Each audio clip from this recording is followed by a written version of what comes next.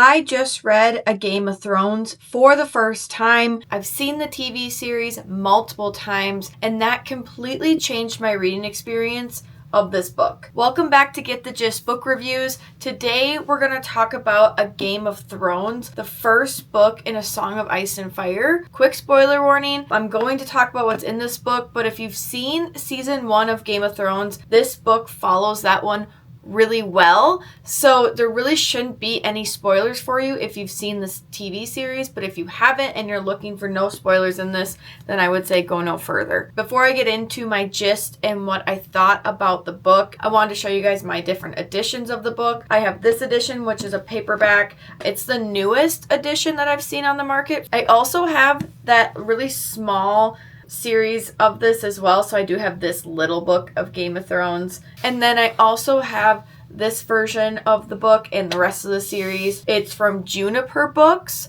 What do I want to say about A Game of Thrones? Context matters, number one. This is my first time reading the book, but I've watched the show a lot. So I've seen seasons 1 through 6 4 times at least, maybe even 5. And I've rewatched seasons 7 and 8 at least 2 or 3 times. So I already know the world, the houses, and most of the major plot points. So I didn't have to think about all the little details. I could just enjoy the story. Watching the show first made reading it easier and more enjoyable. Like I said, I wasn't overwhelmed by the names and the politics. I could focus on the strategy, the tragedy, and the small details. I actually recommend potentially watching season 1 of Game of Thrones before reading this book because, like I said previously, they follow each other pretty well. Actually, really well. The adaptation from book to series is phenomenal. I wish that every book that was written this in depth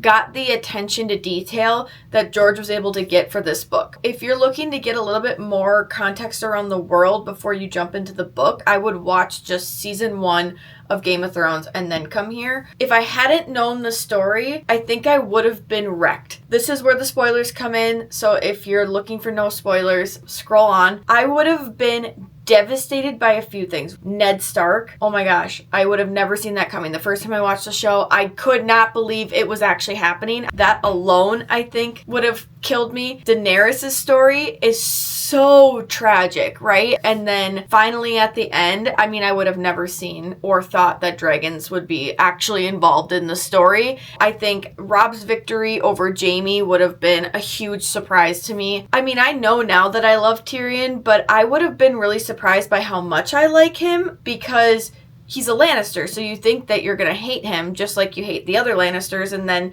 he really kind of gets under your skin more than you think. The tragic foundation is what makes the heroic moments so powerful in this book, and not having known the storyline, I think I would have been really surprised, devastated, and just loved this so much. There are a few things that I did pick up on in this book that I haven't in the last how many times I've watched the show, and every time I watch the show I pick up on new things, which is why I also love George R.R. Martin's story here. So overall, I rated it 5 stars, even though I was really busy this month and I read it a lot slower than I normally read any other book.